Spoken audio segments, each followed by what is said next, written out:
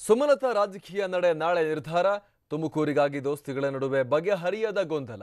Uttara Kannada JDS ಅಭ್ಯರ್ಥಿ ಇಂದು ಅಂತಿಮ ಸಾಧ್ಯತೆ.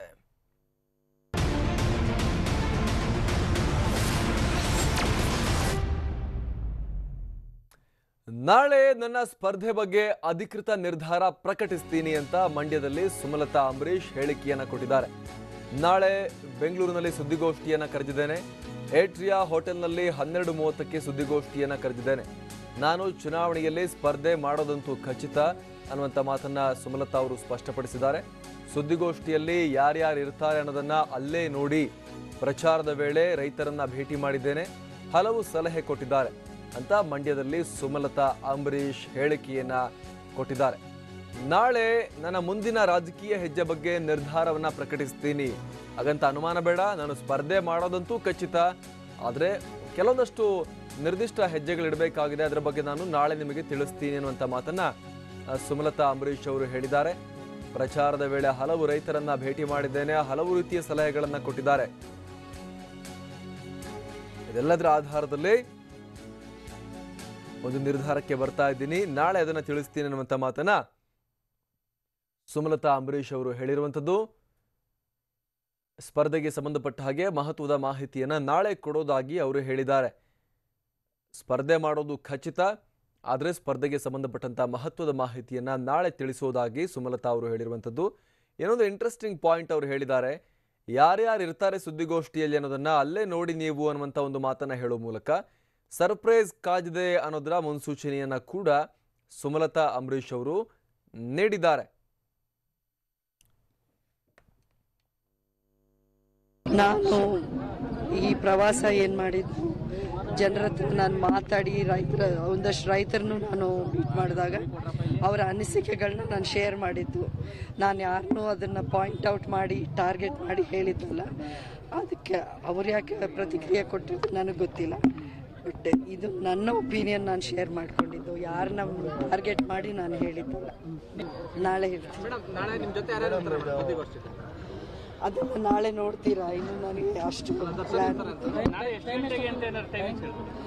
11:30ಗೆ ರ್ಯಾಡಿಸನ್ ಬ್ಲೂ ಏಟ್ರಿಯಾ ಹೋಟೆಲ್. ಒಂದಷ್ಟು ಫೇಕ್ ಪೋಸ್ಟ್ಗಳು, ಅಂದರೆ ಈಗ ನಾನು ಫೇಸ್ಬುಕ್ಕಿಂದ ಫೋಟೋಸ್ನ ತೆಗೆದು ಅದೇ ಸ್ಟೈಲಲ್ಲಿ ಅವರು ಕ್ರಿಯೇಟ್ ಮಾಡಿ ಕಂಟೆಂಟ್ನ, ನಾನೇನು ಯಾರ್ಯಾರ ಬಗ್ಗೆನೋ ಹಿರಿಯರ ಬಗ್ಗೆ ನಾನು ಹಗುರವಾಗಿ ಮಾತಾಡಿದ್ದು ಅಂತ ಹಾಕಿ, ಅಂದರೆ ಯಾರಷ್ಟು ಅದಕ್ಕೇನು ಬೆಲೆ ಕೊಡ್ತಾ ಇಲ್ಲ. ಆದ್ರೂ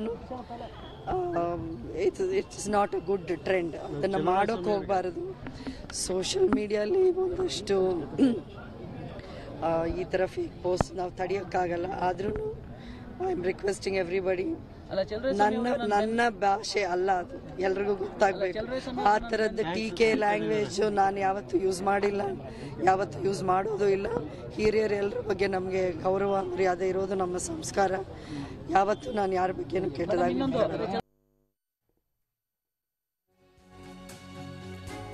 ಇದು ಸುಮಲತಾ ಅಂಬರೀಶ್ ಅವರ ಮಾತು. ಮಂಡ್ಯದಲ್ಲಿ ಸುಮಲತಾ ಅಂಬರೀಶ್ ಭರ್ಜರಿ ಪ್ರಚಾರವನ್ನ ಮಾಡ್ತಿದ್ದಾರೆ. ಸುಮಲತಾ ಪರವಾಗಿ ಕೈ ಮುಖಂಡರು ಪ್ರಚಾರವನ್ನ ಮಾಡ್ತಿದ್ದಾರೆ. ಯಾರು ಏನು ಹೇಳಿದ್ರು, ಸಾರಾ ಮಹೇಶ್ ಸಾರಾ ಸಗಟಾಗಿ ಎಚ್ಚರಿಕೆ ಕೊಟ್ಟರು ಕ್ಯಾರೇ ಇಲ್ಲ, ವರಿಷ್ಠರು ಹೇಳಿದ್ರು ಕ್ಯಾರೇ ಇಲ್ಲ. ಸುಮಲತಾ ಜೊತೆ ಕಾಂಗ್ರೆಸ್ ಕಾರ್ಯಕರ್ತರ ಪ್ರಚಾರ ಜೋರಾಗಿ ಅಲ್ಲಿ ಸಾಗಿದೆ. ಮಂಡ್ಯ ಯುವ ಕಾಂಗ್ರೆಸ್ ಅಧ್ಯಕ್ಷ ಅರವಿಂದ್ ಕೂಡ ಅಲ್ಲಿ ಸುಮಲತಾ ಅಂಬರೀಶ್ ಜೊತೆ ಪ್ರಚಾರದ ಕಣದಲ್ಲಿ ಧುಮುಕಿದ್ದಾರೆ. ನಗರಸಭಾ ಮಾಜಿ ಸದಸ್ಯ ಅನಿಲ್ ಸೇರಿ ಹಲವರು ಕ್ಯಾಂಪೇನ್ ಮಾಡ್ತಿದ್ದಾರೆ ಸುಮಲತಾ ಅಂಬರೀಶ್ ಅವರ ಪರವಾಗಿ. ಚುನಾವಣಾ ಪ್ರಚಾರದಲ್ಲಿ ಕಾಂಗ್ರೆಸ್ ಕಾರ್ಯಕರ್ತರು ಕೂಡ ಭಾಗಿಯಾಗಿರುವಂತಹ ಸನ್ನಿವೇಶದ ಬಗ್ಗೆ ನಾವಿಲ್ಲಿ ನೋಡ್ತಾ ಇದ್ದೀವಿ. ಮಂಡ್ಯದಲ್ಲಿ ಸುಮಲತಾ ಅಂಬರೀಶ್ ಅವರು ಭರ್ಜರಿಯಾಗಿ ಪ್ರಚಾರವನ್ನ ಮಾಡ್ತಾ ಇದ್ದಾರೆ. ಅವರಿಗೆ ಕಾಂಗ್ರೆಸ್ನ ಸ್ಥಳೀಯ ಶಾಸಕರು, ಕಾರ್ಯಕರ್ತರು, ನಾಯಕರು ಕೂಡ ಸಾಥ್ ನೀಡ್ತಾ ಇರೋದನ್ನ ನಾವಿಲ್ಲಿ ಗಮನಿಸ್ತಾ ಇದ್ದೀವಿ. ಮತ್ತಷ್ಟು ಮಾಹಿತಿಯೊಂದಿಗೆ ನಮ್ಮ ಪ್ರತಿನಿಧಿ ರವಿ ಲಾಲಿಪಾಳ್ಯ ಈಗ ಮಂಡ್ಯದಿಂದ ಲೈವ್ ಇದ್ದಾರೆ. ರವಿ, ಸುಮಲತಾ ಅಂಬರೀಶ್ ಅವರು ಹೇಳಿಕೆಯನ್ನ ಕೊಟ್ಟಿದ್ದಾರೆ. ನಾಳೆ ಸುದ್ದಿಗೋಷ್ಠಿ ನಡೆಸಿ ರಾಜಕೀಯದ ತನ್ನ ಮುಂದಿನ ಮಹತ್ವದ ಹೆಜ್ಜೆ ಬಗ್ಗೆ ತಿಳಿಸ್ತೀನಿ ಅನ್ನುವಂಥ ಮಾತನ್ನ ಹೇಳಿದ್ದಾರೆ. ಸ್ಪರ್ಧೆ ಮಾಡೋದಂತೂ ಖಚಿತ ಅಂತ ಅವ್ರು ಹೇಳಾಗಿದೆ. ಸೊ ನಾಳೆ ಸುದ್ದಿಗೋಷ್ಠಿಯಲ್ಲಿ ಅಂತ ಸರ್ಪ್ರೈಸ್ ಏನಿಟ್ಟಿದ್ದಾರೆ ಸುಮಲತಾ ಅವರು ಅಂತ ಕುತೂಹಲ ಇಲ್ಲಿ ಮೂಡುತ್ತೆ. ಜೊತೆಗೆ ತಾವೆಲ್ಲ ಅಲ್ಲಿ ಕೇಳಿದ್ರಿ ಯಾರೆಲ್ಲ ಇರ್ತಾರೆ ಸುದ್ದಿಗೋಷ್ಠಿಯಲ್ಲಿ ಅಂತ, ಅದಕ್ಕೂ ಕೂಡ ಅವರು ನಗ್ನಗ್ನ ಉತ್ತರವನ್ನು ಕೊಟ್ಟರು, ಅಲ್ಲೇ ನೋಡಿ ನೀವು ಅನ್ನುವಂಥ ಉತ್ತರವನ್ನು ಕೊಟ್ಟರು. ಸೊ ಈಗ ಬಹಳ ಕುತೂಹಲ ಮನೆ ಮಾಡ್ತಾ ಇದೆ ಆ ಸುದ್ದಿಗೋಷ್ಠಿಗೆ ಸಂಬಂಧಪಟ್ಟ ಹಾಗೆ.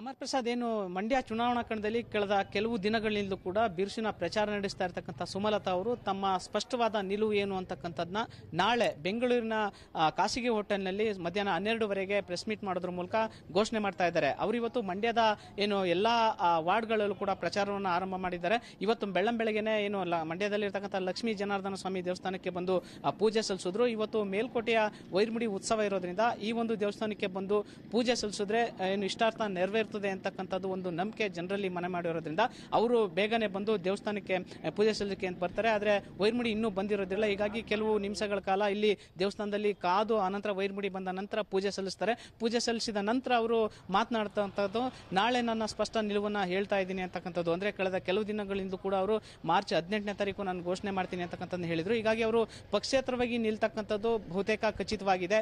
ಹೀಗಾಗಿನೇ ನಾಳೆ ಅವರು ಅಧಿಕೃತವಾಗಿ ಅದನ್ನ ಪ್ರಕಟ ಮಾಡ್ತಾರೆ. ಜೊತೆಗೆ ಏನು ಯಾವತ್ತು ನಾಮಪತ್ರ ಸಲ್ಲಿಸ್ತೀನಿ ಮತ್ತೆ ಏನೆಲ್ಲ ನಮ್ಮ ಯೋಜನೆಗಳು ನಮ್ಮ ಕಾರ್ಯಕ್ರಮಗಳು ಏನಿದೆ ಅಂತಕ್ಕಂಥದ್ದು ಕೂಡ ನಾಳೆ ಹೇಳ್ತೀನಿ ಅಂತಕ್ಕಂಥ ಮಾತನ್ನು ಹೇಳಿದ್ದಾರೆ. ಆದರೆ ಏನು ನಿಮ್ಮ ಜೊತೆ ಯಾರ್ಯಾರು ಬರ್ತಾರೆ ನಾಳೆ ಈ ಘೋಷಣೆ ಮಾಡೋ ಟೈಮಲ್ಲಿ ಅಂತ ಕೇಳಿದಾಗಲೂ ಕೂಡ ಅವರು ಯಾರ್ಯಾರು ಬರ್ತಾರೆ ಅಂತಕ್ಕಂಥದ್ದನ್ನ ನೀವೇ ಅಲ್ಲಿ ನೋಡಿ ಅಂತಕ್ಕಂಥದ್ದು ಕೂಡ ಹೇಳಿದ್ದಾರೆ. ಈ ಎಲ್ಲ ಬೆಳವಣಿಗೆ ನಡುವೆ ಮಂಡ್ಯದಲ್ಲಿ ಯಾರೊಬ್ರು ಕೂಡ ಕಾಂಗ್ರೆಸ್ ಮುಖಂಡರುಗಳು ಸುಮಲತಾ ಅವ್ರ ಜೊತೆ ಗುರುತಿಸ್ಕೋಬಾರ್ದು ಅಂತಕ್ಕಂಥ ಮಾತನ್ನ ಹೇಳಿದ್ರು ಕೂಡ ವರಿಷ್ಠರ ಮಾತಿಗೆ ಕ್ಯಾರೆ ಅಂತಕ್ಕಂಥ ಮಂಡ್ಯ ಜಿಲ್ಲಾ ಕಾಂಗ್ರೆಸ್ರು ಇವತ್ತು ಕೂಡ ಸುಮಲತಾ ಅವರ ಪ್ರವಾಸದಲ್ಲಿ ಪಾಲ್ಗೊಂಡಿದ್ದಾರೆ.